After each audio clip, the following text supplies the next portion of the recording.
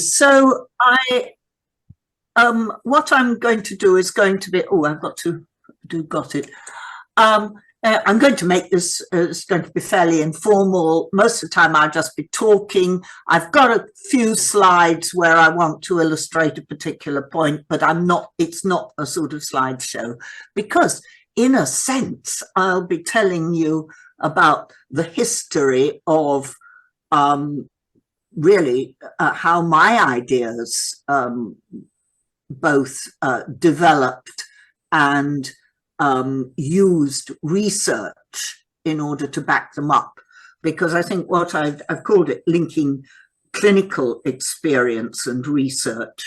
And in a way, it's, as I see it, there's a sort of iterative process between experience and in general and research, that if you think of, say, research starting with the research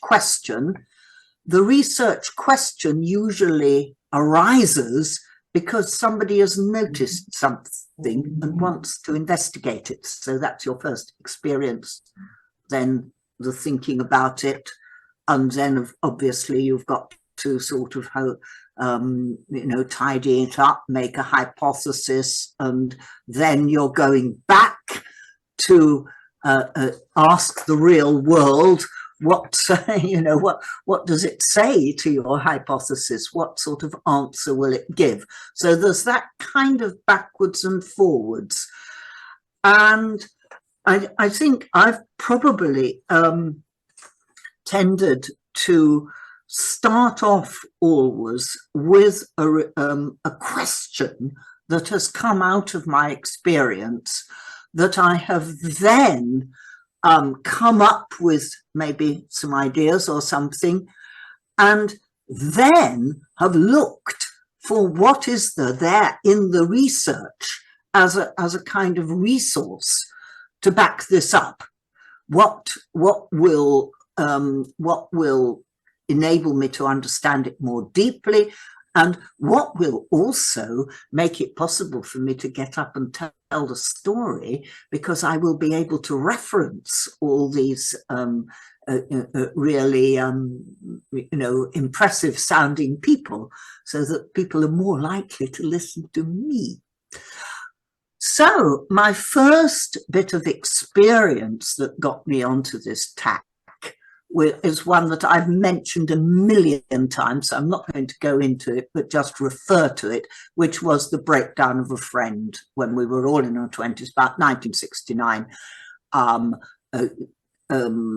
supporting her both in hospital and when she came out of hospital, and getting the sense that the way in which this whole mental health thing was conceptualized was not fit for purpose, and particularly the sort of treatment that this led to was really not good.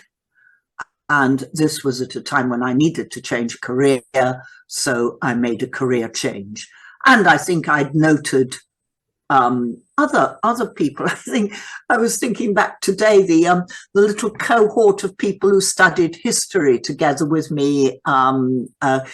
Two of them, I think, had breakdowns. This is in the 1960s in Cambridge. And one was killed in a cycle accident, so the cohort got even smaller in our college. And I'd been very aware in those days people were sort of shunted off out of the way. There were the big Victorian asylums still existed, and there was sort of distinct danger that people kind of dropped out of your universe when that sort of thing happened to them. So I got interested in it. Skip some decades, and I'm in training as a clinical psychologist in my 40s. This is in the started right at the end of the 80s, the early 90s. And my first, both during my training and in my first job, I was working with people with psychosis in psychiatric rehabilitation. I'd come across people with psychosis before, because I'd worked as a Samaritan and in fact particularly supported one young woman and had a long correspondence with her. So I already came in knowing from experience a certain amount about psychosis.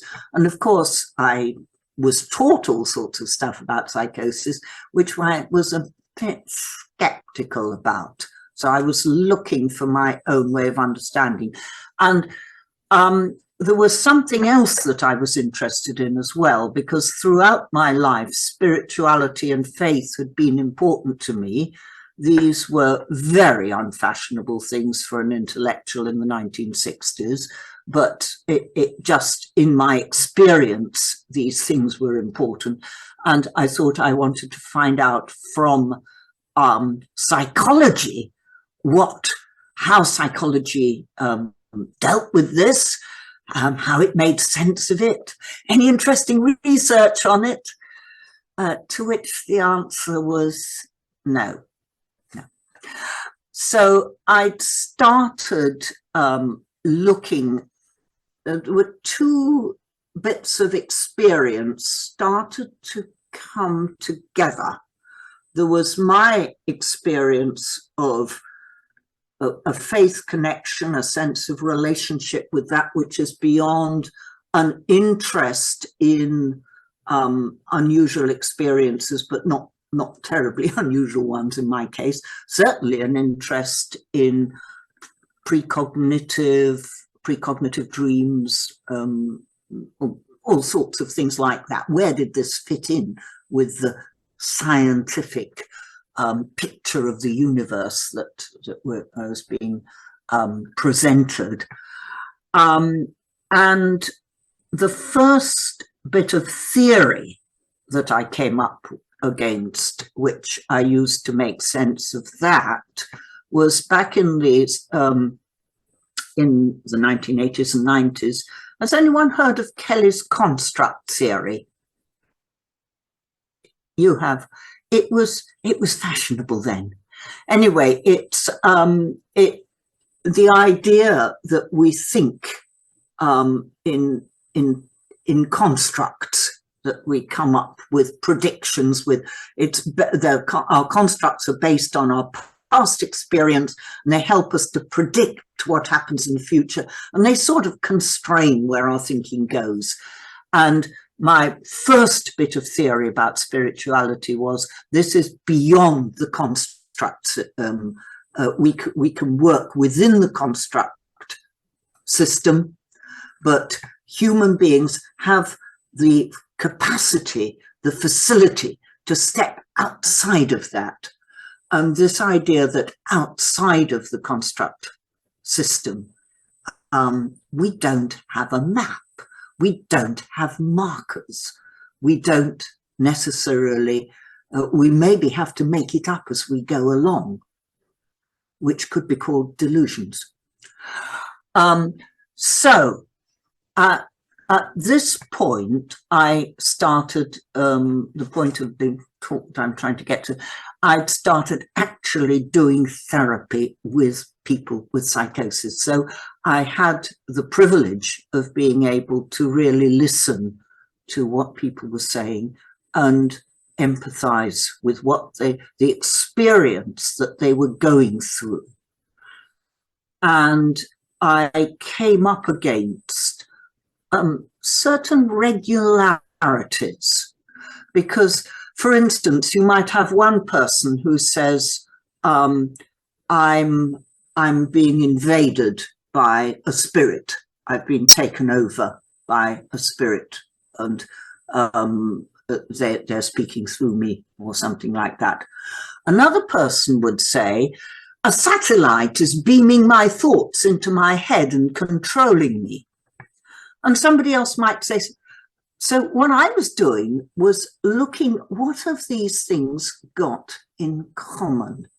Because we're dealing here with raw experience And these are strange experiences. So there isn't a sort of off the peg thing to hang that experience on.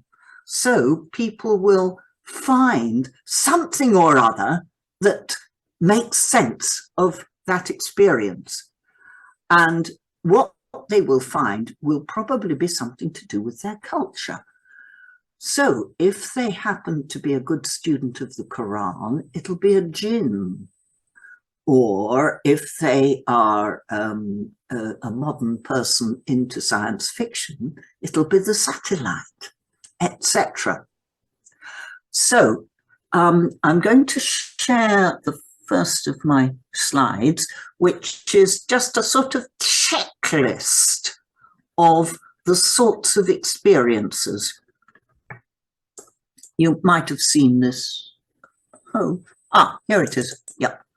Okay, so my first slide here is, now I haven't got yet to shared and unshared reality. I'll talk about shared and unshared reality in a minute.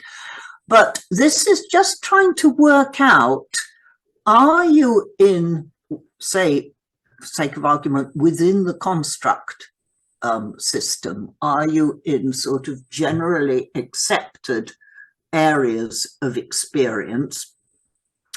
Or have you stepped over that boundary? Have you lost the construct system? And within the construct system, everything feels sort of fairly ordinary. Boring is what it's generally described as in groups that I run for people with psychosis. There are limits, there are boundaries, and you know what's what. You can sort things out precisely. You can make precise predictions, and there is separation between people. So the idea that there might be telepathic communication, or you might be able to see somebody's thoughts or something is ridiculous, and that there's a clear sense of self, so you know who you are, and emotions are moderated and grounded on a good day. And this is our ordinary scientific reality, and reassuringly, it's governed by a logic of either or, so you can sort things out precisely. Whereas the experiences that people were talking to me about felt sort of supernatural, super special, very often, not invariably, but usually sort of something above, or it could be spiritual, or it could be faith-based, but it was in that whole area, and boundaries fell away. The boundaries disappeared. So actually getting a clear view of what was going on was pretty difficult. And then you got these paradoxical things. Either everything was suffused with meaning. Very often the people who I was doing therapy with would say, I suddenly I understood everything. Everything became clear to me. I knew what the meaning of life and where the universe was headed and that sort of thing at the start, before it all went horribly wrong and became persecutory and they ended up in the mental health system. Or everything is completely meaningless, a paradox. Synchronicities abound. All things are connected. The fact that people have got their headlights on is deeply meaningful to me. The self is either lost in the whole or supremely important, all those Jesuses and Mohammeds and what have you on your average ward. And emotions are either extreme or the person has no access to them, another paradox.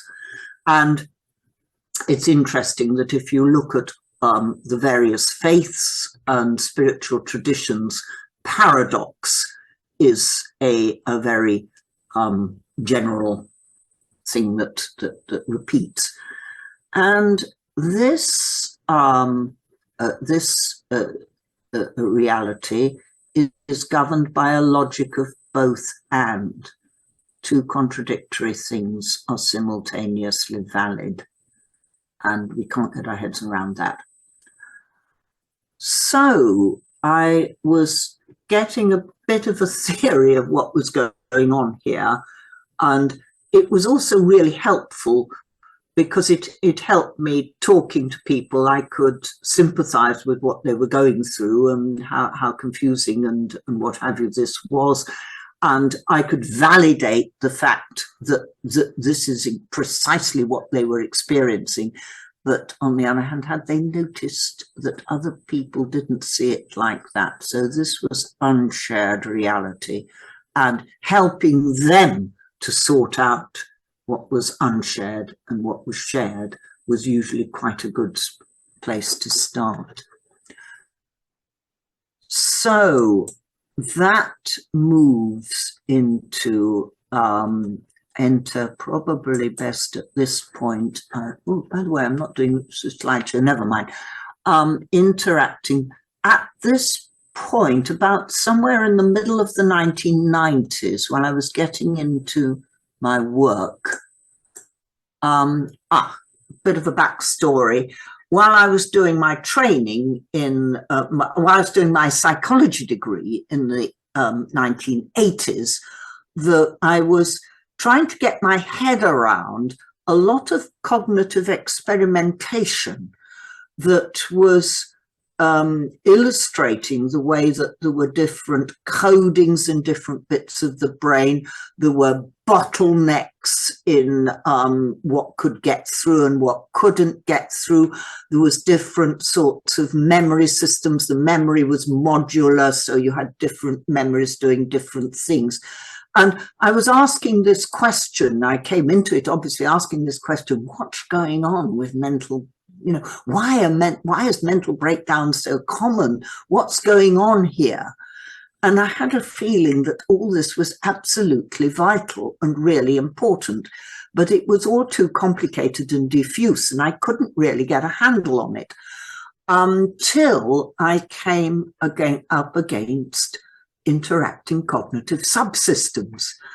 And here was a theory that said it all. It summed it all up beautifully. It answered all my questions. And I thought, wow, everyone's going to grab this. How wrong could I be? Because Teasdale and Barnard are not the snappiest of writers. And Phil Barnard, bless him, has built this amazing model of cognitive architecture and has dotted all the I's and crossed all the T's, but actually working out what's going on with the wood as opposed to the trees is not so easy. So everybody kind of bypassed it. But the take-home message of which is, let me just go into it, that there are two central meaning-making systems that operate differently, and one of them is, this is my simplification, gross simplification of Barnard's diagrams, which look a bit like a sort of circuit board for a computer or something. These directly connect with our senses, with our arousal system, and this one only connects directly with the verbal subsystems. And where are we? Yes, let's have this one. So other people had noticed certainly the main aspects of this. I mean, you could sum it up in Kahneman's sort of fast and slow thinking. There's a recognition that human problems with emotion arise from different types or levels of neural processing. You've got Ellis picked it up in the early days, inference and evaluation, brilliant, hot and cold cognition, nails it really nicely. And then a whole load of other people came up with their version of it. So Wells and Matthews had metacognition and SREF. Bruin's and his collaborators' work is very important in memory, verbally accessible memory and situationally accessible memory, but he's only talking about memory. But that's some good hard research there. Then you've got Mansell with the perceptual control theory and the method of levels. Paul Gilbert's compassionate mind has got 3 brain systems. And then, of course, you've got Teasdale and Barnard with interacting cognitive subsystems. So everybody has, comes up with a different theory, a different way into it, which will sort of privilege the particular bits that they're interested in. So, say, Bruin's only interested in memory. Various Gilbert's interested in compassion, and so on. Or they might have people like Wells and Matthew and Mansell have developed a way of doing therapy, and their clients really like it and get better, so they can publish research on that. So everybody's got their own story. But I preferred the Teasdale and Barnard one because it's, the sort of the base thing is that being human being is difficult but interesting, because our brains have 2 main circuits. There's one direct sensory driven processing and a more elaborate conceptual one. They work together most of the time, but not always. And here, the theory was starting to come together that this was what you got when the 2 meaning-making systems were working together, and this was what you got when they'd drifted apart, when they'd got, in Barnard's words, desynchronized, because Barnard has written a paper on schizophrenia. And if you thought Teasdale and Barnard's book was a tough read, you haven't read his paper on schizophrenia. But anyway, that's another story. So things were beginning to come together. So all the theories suggest there are 2 different types of processing. Direct processing is emotional and characterized by high arousal, and that's the one that causes the problems, flashbacks in PTSD. And ICS sums it up really neatly, because it's looking at the whole coding, all the connections within the brain. It picks up the fact that the memory, that the memory systems are different, and consequently the verbal one here is the one that understands time and place. So I need to go into the slideshow at this point. Oh, sorry, previous, because at high and at lower, oh, sorry, I think what's happened is I've moved I haven't got the animation. If the animation, this central engine of cognition, the thing, the arrow which is connecting these 2 drifts apart. You've just got to imagine it, as I haven't carried over the animation. So that these 2 are not properly connected at high and at low arousal. And I think you can recognize that when you're asleep, you're not sort of working things out in a very propositional sort of way. So that's one time when that happens, but they are less connected at times of both psychotic experience and mystical and spiritual experience. So that is the central bit of logic that was starting to come together. So you've got a theory that gives you both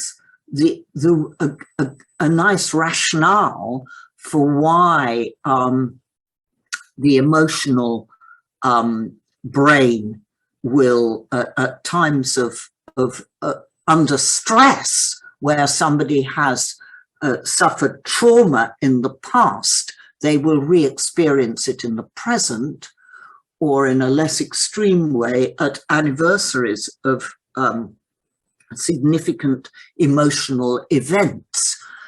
These things will come back to them. And this was also the jigsaw puzzles, bits of the jigsaw were starting to slot in, because that's another answer to my question, why are human beings so prone to breakdown? Because if something bad has happened in the past and something bad happens in the present, not only are you dealing with what's happening now, you've probably got all the stuff from the past come flooding back and feeling as if it's happening now. So no wonder, as I say, a human being is a wobbly balancing act. So it's that very sort of you know, that the connection is very dependent on, between those two brain systems, on your level of arousal. And your level of arousal is dependent on whether you're under stress or whether you have sufficient stimulation. So, going on a bit. So, what the thing I love about interacting cognitive subsystems is that they say there is no boss.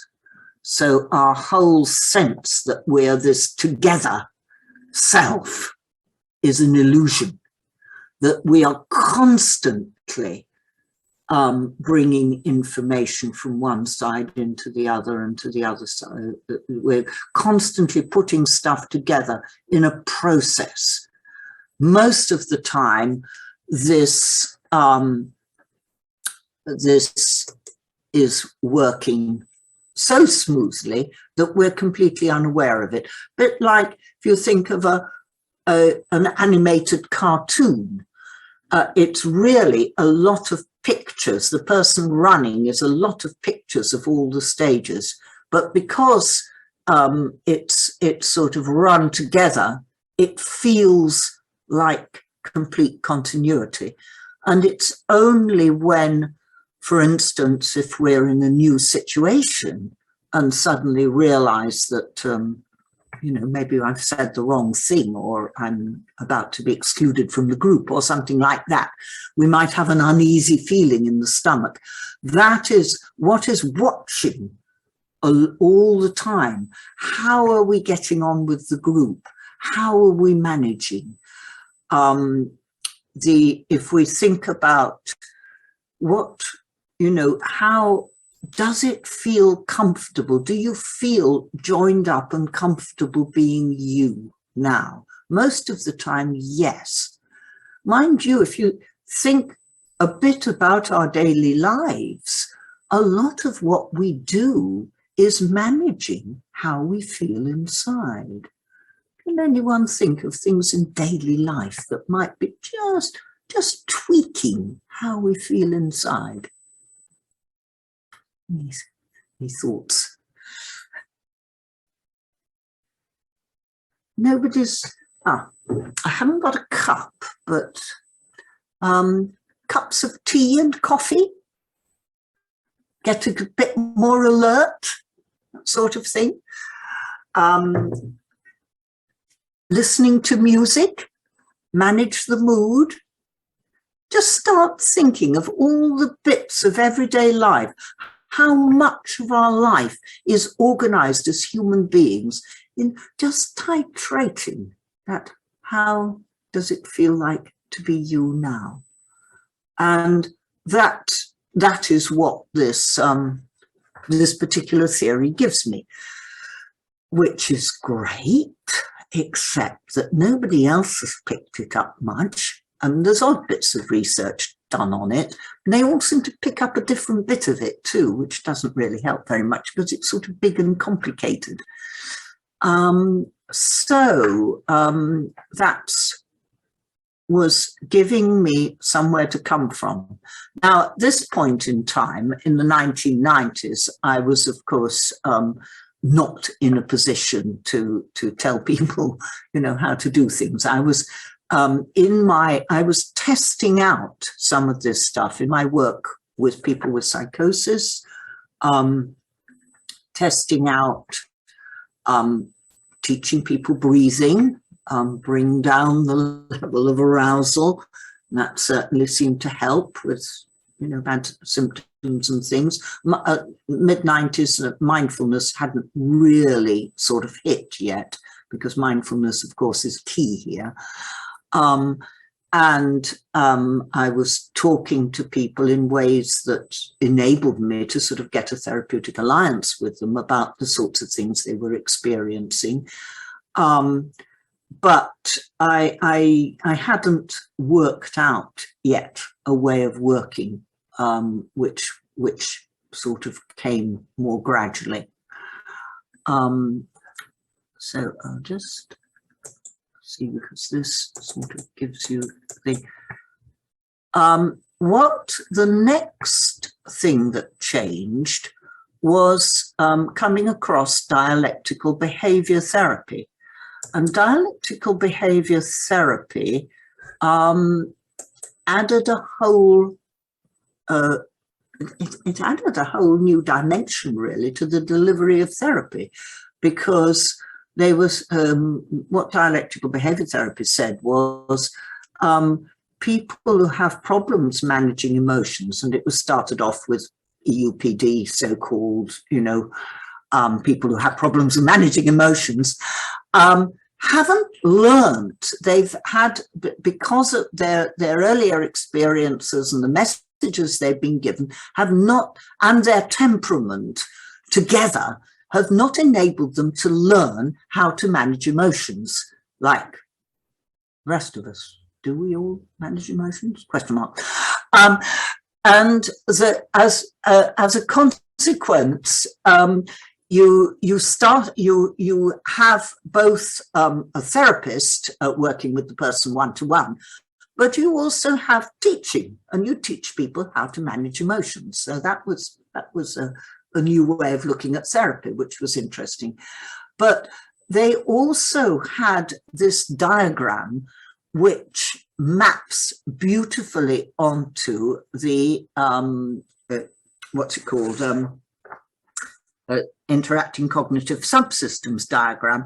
ICS has got these sort of implicational subsystem, propositional subsystem, not particularly snappy titles, whereas the DBT has got emotion mind and reasonable mind. And in my, yeah, that's right. No, I have got the animation here, good. And according to Marshall Einerhorn, she's a Buddhist, so these two intersect at wise mind.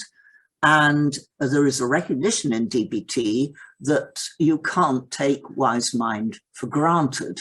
You've got to work on it. And mindfulness is the way to work on it. And in particular, grounding mindfulness. So I guess some of this is beginning to become a bit familiar with the way in which Spiritual Crisis Network operates.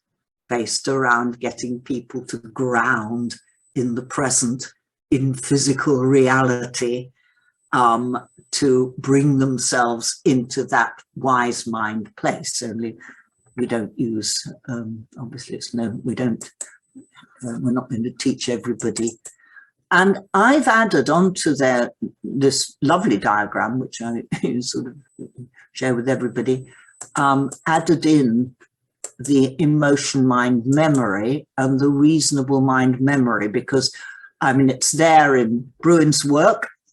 He has researched the memories extensively, and it's there in the theory of ICS that you've got different sorts of memory, different sorts of coding, and these two talk to each other. They'll share information. That was terrible. But it was a long time ago. Between when wise mind is operational, but at high and at low arousal, those two separate out and wise mind drops out. So that gave me a really neat way of sharing this stuff, and also gave me a way into what's it called, into looking at psychosis. So at this point, I'm developing a way of working in general, very often with so-called personality disorders, you know, people with emotion regulation problems, with people with psychosis, and the people with psychosis have the particular issue that they're going through non-ordinary experiences. They're going through all sorts of strange, weird and wonderful experiences. The others are simply managing everyday life in ways that cause problems and don't actually appear to solve things in the short term, but don't actually, you know, play out very well and tend to cause them to acquire diagnoses. So it was really developed into, let's just carry on here. So yes, I've talked about that. Right, yes. I'm starting to put together an approach, a way of working in mental health. I was getting the answer to my first question, what is going on here? I'd got an answer, and I'd got quite a few answers to what to do about it. And I needed to sort of draw it all together. At that point in time, cognitive analytics therapy was my main sort of way of working. That changed for complicated reasons. CBT at that time was sort of developed in a schema-focused way, which has been largely dropped.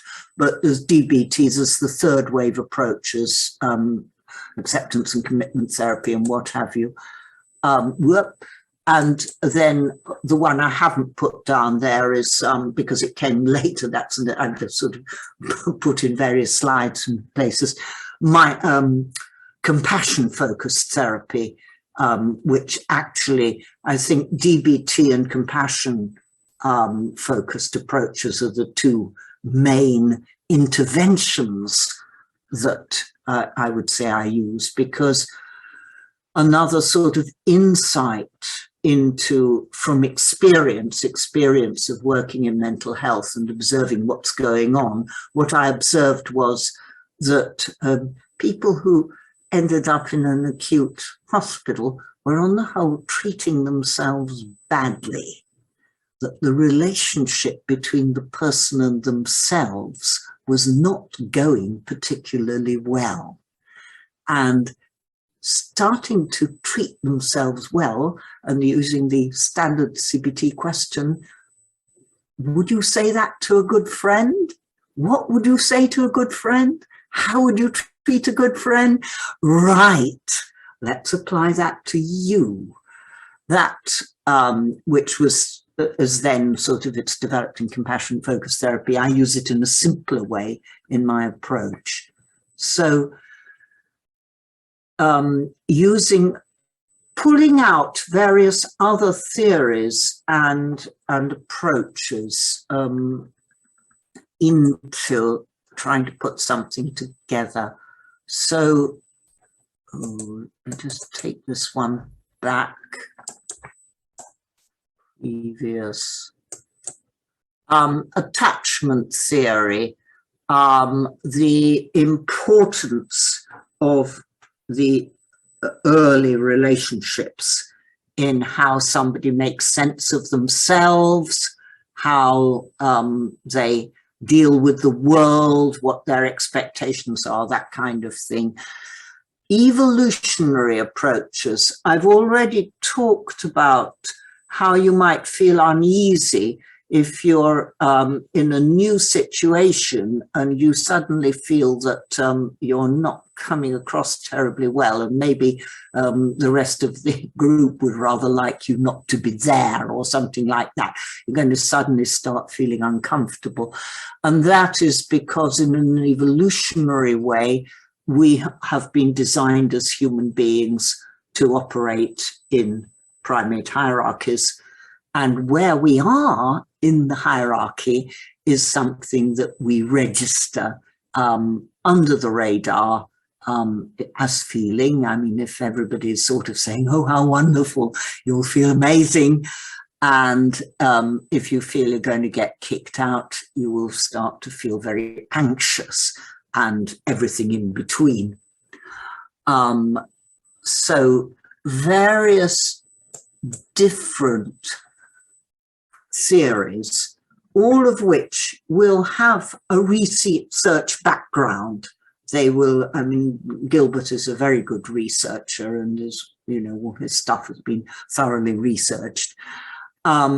So I'm kind of shopping for other people's research here. And their sort of theoretical, you know, what they've pulled together in terms of theory. So shopping for theories, shopping for research. So theories based on research, and ICS is based on cognitive research. It's pulling together the findings of cognitive research. Other researchers have been researching approaches, therapeutic approaches like dialectical behavior therapy and the other sort of third wave therapies. So it's that sort of backwards and forwards. And then where it gets to is, yes, mindfulness. DBT brings in mindfulness. Then Chadwick, who was actually my boss in the 1990s, was developing mindfulness for psychosis.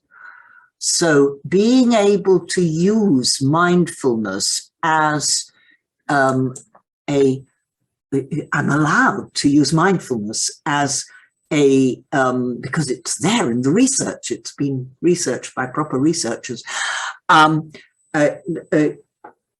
which makes sense of mindfulness as the obvious way of sitting between, in that uncomfortable place in between the emotional mind, the implicational subsystem, and the propositional subsystem, the reasonable mind, being able to sit in a place where you can see what each of them is telling you, and you can make a decision rather than the emotion just taking over, or the reasonable mind being called in to explain something incomprehensible, like the invasion of the mind or something, to go back to an earlier thing.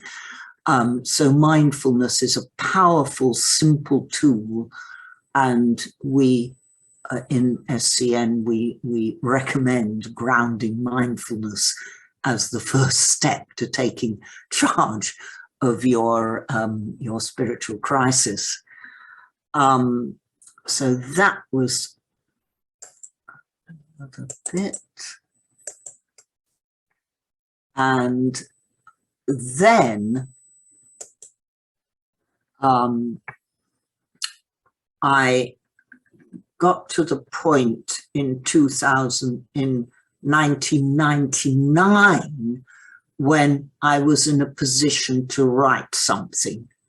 I think, yes, it was about 1997 that I decided there was something that needed to be written about, particularly about understanding psychosis and spirituality. That's where I started. So I'd got enough information. I think not Paul, but Peter Chadwick's work was important. He wrote a book called Borderline, where he was saying the same things about crossing a threshold and that sort of thing that I was getting out of ICS. And then I might not have got it. It can't exactly remember what happened when, but I was getting to the thing, I've got to write a book. I've got to, this is important stuff. I've got to draw this together. So I sent off a grandiose suggestion, which, oh, that's right, my original subject of study was history. So, and that I was all very keen on revolutions, and revolutions came into this as well. So I sent that off to Routledge, and also, and immediately, doesn't fit in with our list. So obviously forget that. Then Paul Chadwick was really helpful there, because I was talking to him about all this and my group that I was working with in Southampton, where I had a job in the hospital.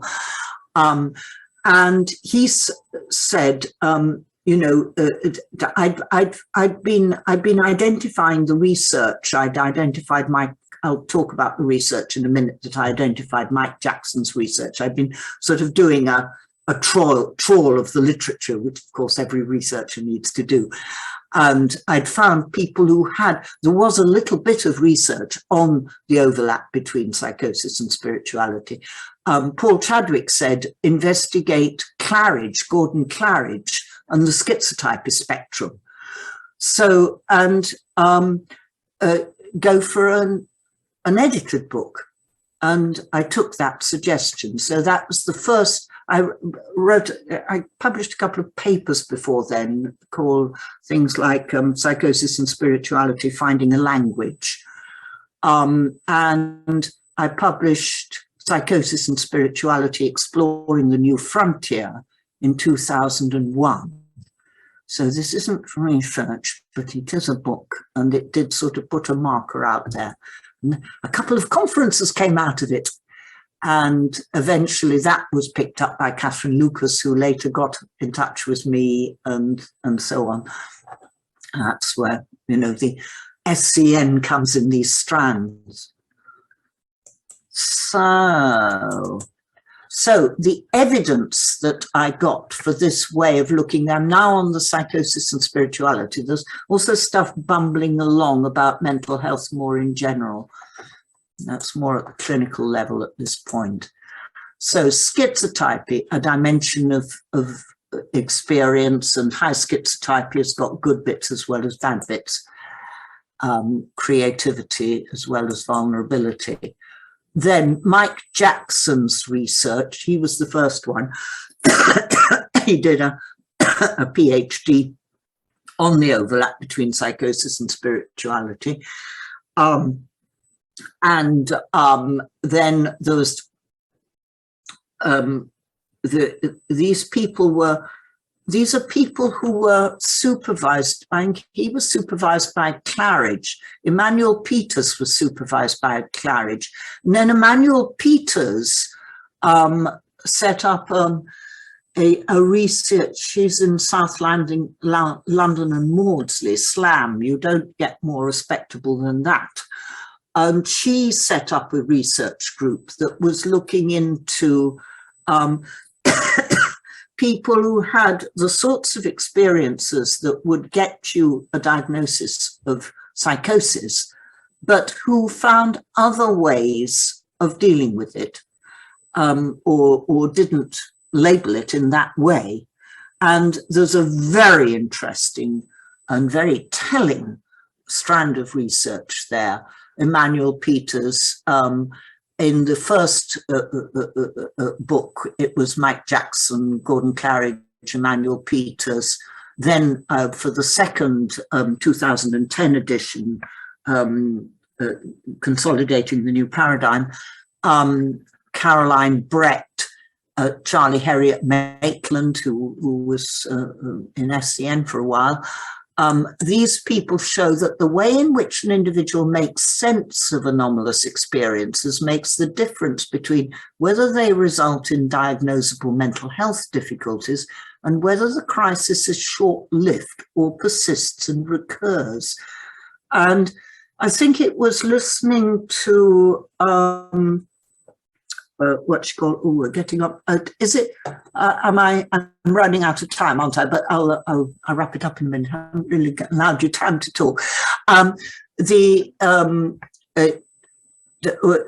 Whether yes, and this comes from the same place as the cross-cultural perspectives. Richard Warner wrote Recovery from Schizophrenia in 1985. Epidemiological research showing that people from more traditional societies have the same incidence of psychosis as those in the West, but they do better. They don't relapse as much. So we are doing something wrong. So this actually gave me the motive to develop a way of working, to cut a long story short. I'll just quickly finish this off. So these are the books. That's the second edition of Psychosis and Spirituality. The readable version is, well, this is an edited book, so you might find it in the library, and it's got lots of good research in it. This is my readable summary, Madness, Mystery, and the Survival of God. And then I went on to develop Comprehend, Cope, and Connect, which is a way of going back to my original sort of question, really, about how to approach mental breakdown. So that's my way of approaching it. And there's, I can give you the slides. There's a lot of various things, and there are some papers that I've written with other people and what have you, but my ability, certainly latterly, to get research into journals and things is not great.